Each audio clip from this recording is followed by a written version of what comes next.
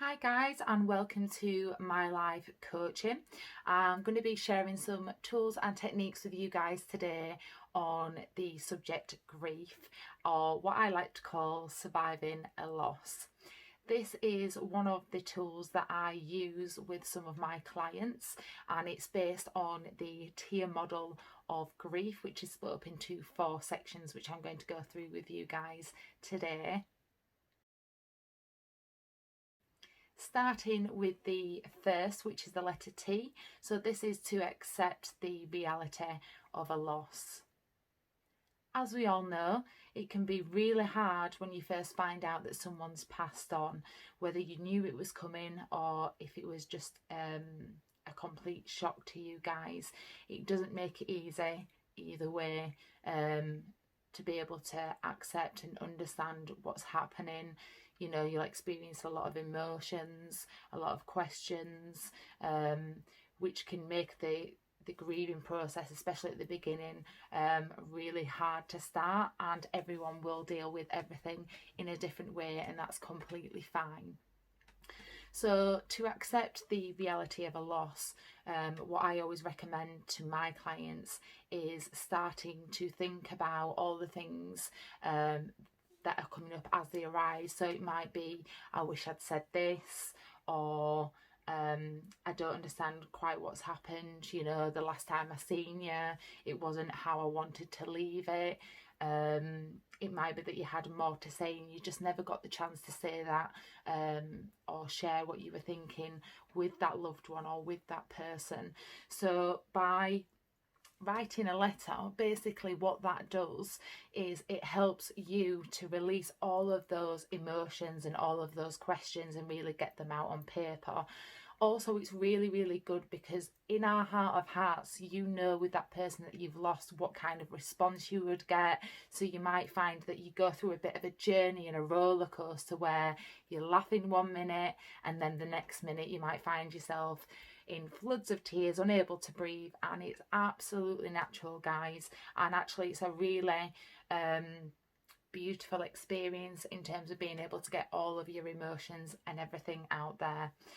With writing the letter as well, it gives you the chance to say those things that you wanted to say or ask those questions.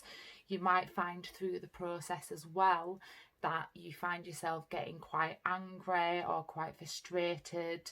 Again, leading to more questions or feeling guilty, which is one of the big things with grief.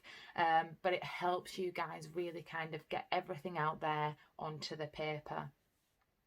Also, for some people, it might help to be able to think about, you know, what was happening in that person's life, how they might have felt about the situation if you'd left something a little bit bad, or you regret certain things. What would that person say? And think about that side of things as well. So it's also helping you guys ease your guilt of the things that were happening at the time. So the second part is to experience the pain of the loss. Now, this is something that a lot of people don't know how to do, in terms of really helping your emotions come out so that you can experience that loss, and you really are going to go again excuse me, on that roller coaster journey of one minute you'll be laughing, then you'll feel guilty for laughing, you'll go back to old memories, and then you'll feel sad, you'll feel guilty, you'll go back the what ifs, what could I do and how do I move forward. And the worst thing that we can do as humans, which is something a lot of humans do, is really bottle those emotions up, and that's what we want to avoid. So what I suggest in doing with the emotions is write down all of the emotions that you've experienced or think you will experience in terms of this loss, and think about every single emotion on there, because you will be surprised, especially when you have gone through a big loss. You will start acting in strange ways because you're acting in grief and you're just not yourself. So what I would recommend in doing is write those emotions down, And then I want you to think about what are healthy ways to release those emotions. So, for example, guilt was one of the biggest ones when I lost my mum. So, with guilt, I thought about, well, how can I do good things to help relieve myself of those guilt? And actually, I haven't got the chance to go back and do it with my mum, but I can do that with people moving forward. So how can I release that emotion? Another one I found that I came across was anger. Anger was a big thing that I just didn't expect would come out of it. So I found it really helpful to do a little bit of boxing, whether that's air boxing, finding a pillow, punching a pillow. Some days I just wanted to scream. So I would do that. I would go out in the middle of nowhere, stand at the top of a hill and just scream and really let it out, because what you're then doing is you're healthily helping those emotions to release themselves rather than bottling that up. One of the analogies I like to use is, imagine a bottle of water and you constantly the water's going in, and if you haven't got that tap that's alleviates at the bottom, eventually it's going to overflow, and once it starts overflowing, that's when you're not in control of it. Also, sometimes what people do is they bottle it up and they turn to substances or alcohol or pushing people away and shutting people away. And again, it's trying to find a healthy way for you guys to release that and getting the help that you need to help you deal with that process.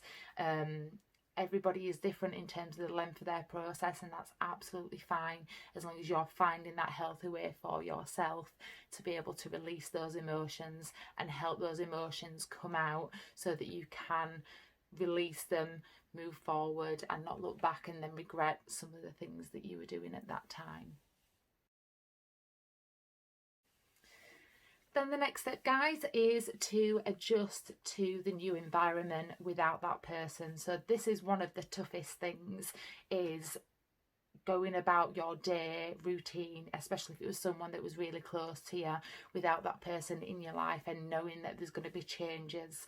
It's about being able to deal with day to day and taking your time with it.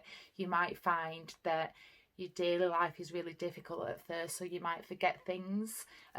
For example, I went to the supermarkets and completely forgot what I was going for, so preparing yourself and writing that list. Also as well, it's about thinking about what you can actively do to make it easier for yourself. Is the people there that can support you?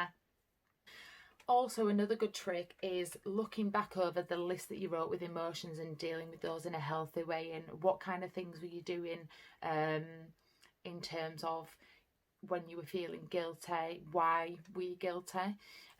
Is there anything that you can change and vow to yourself to do to help yourself move forward, that okay, I did something that I'm not proud of, but actually moving forward, it's really going to help me in terms of this grief, and again, adjusting to that to life without that person being there and in your life. Also thinking about what would you have been doing if that person was in your life still, because just because you can't see them doesn't mean that they're not always going to be there. I often speak to my mother, telling her about the things that I've been doing, thinking about what kind of things would she want me to be doing, how do I keep on making her proud, and that helps me on my day-to-day in terms of my grief and my journey. So it's something I highly recommend to you guys as well. And the final part is reinvesting in the new reality, which is your life moving forward without this person. So one of the biggest things I always share with my clients, and I absolutely love this for myself as well, is thinking about what have you learned from the loss of that person. So I remember being stood at my mother's funeral and looking around at how many people had turned up to the funeral and how much she had impacted their lives and made a difference. So I like to think about legacy and what legacy you want to set forward for yourself in terms of the person you want to be and what you want to be known for, and thinking about how can you start to invest what you've learned from this grief and this loss moving forward.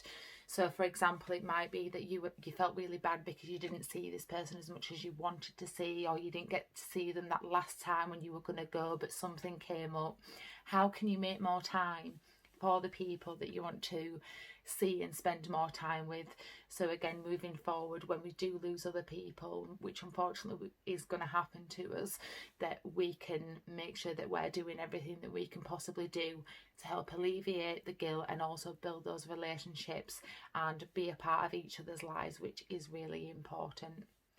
Also, again, thinking about the things that you wanted to do. So for me, I was always about finding purpose, and actually it wasn't until after my mum passed that I realised more and more what it was about. So I really took some time to invest in myself and find myself, because when you lose someone, sometimes it really does take that part away from you, where you're never going to be that whole person again, but you can become somebody new. So reinvesting in yourself, guys, is really going to help you in terms of dealing with that loss again.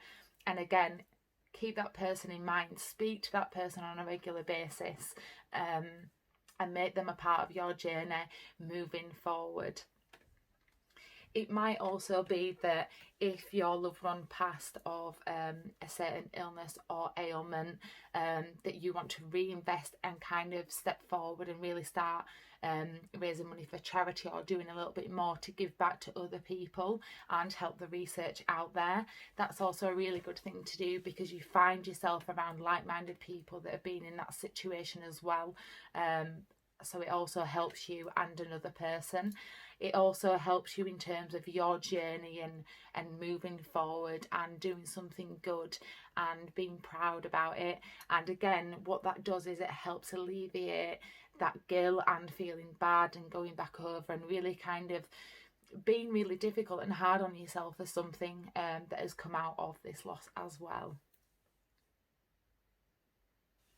So with the tier model, guys, that's basically it in a wrap. If you have any questions or just any queries or want to understand a little bit further that I might not have explained well in this video, please hit me up, give me a shout. I will be happy to answer any questions, and I want to wish you all well on this journey through your grief. It is a process and it is going to take time, and everybody reacts differently to grief.